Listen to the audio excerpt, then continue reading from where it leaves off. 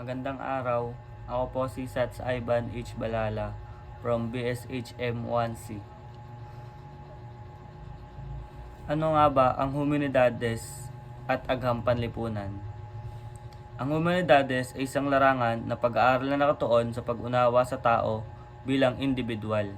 Sinusuri nito ang damdamin, kaisipan, pagpapahalaga at malikhaing pagpapahayag ng tao sa pamamagitan ng sining, ng panitikan, wika, filosofiya at kasaysayan.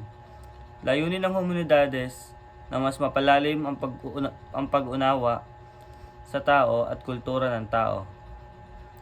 Ang agham panlipunan naman ay isang larangan ng pag-aaral na tumatalakay sa lipunan at ugnayan ng mga tao sa isa't isa.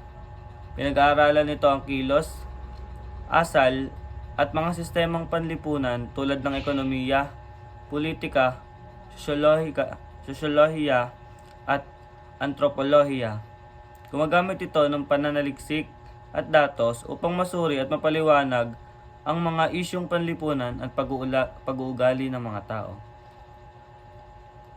Ano naman ang pagkakatulad nila?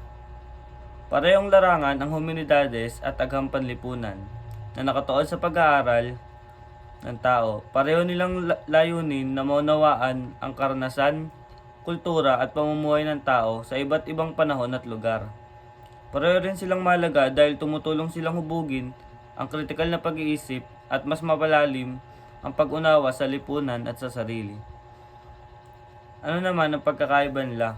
Ang humanidades ay mas nakatuon sa emosyon, kaisipan at malikhaing pagpapahayag ng tao, tulad ng sining, panitikan, wika, filosofiya at kasaysayan. Mas binibigyan din ito ang interpresyon at personal na pag-unawa sa mga gawa at karanasan ng tao. Samantalang, ang agham panlipunan ay mas nakatuon sa istruktura at sistema ng lipunan gaya ng ekonomiya, politika, sosyolohiya at antropolohiya. Gumagamit ito ng datos, pananaliksik at pagsusuri upang maipaliwanag ang kilos at ugnayan ng mga tao sa lipunan.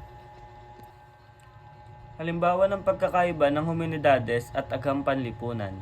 Ang humanidades ay ang halimbawa nito, may isang tula o nobela na nagkikwento ng buhay ng isang batang lumaki sa mahirap na komunidad. Dito, binibigyan din ng damdamin, karanasan, at pananaw ng tao tungkol sa kahirapan. Samantala, sa agham panlipunan, may survey o pag-aaral na nagpapakita ng bilang ng mahihirap, antas ng kita, at mga dahilan kung bakit laganap ang kahirapan sa isang lugar. Yan lamang po. Maraming salamat.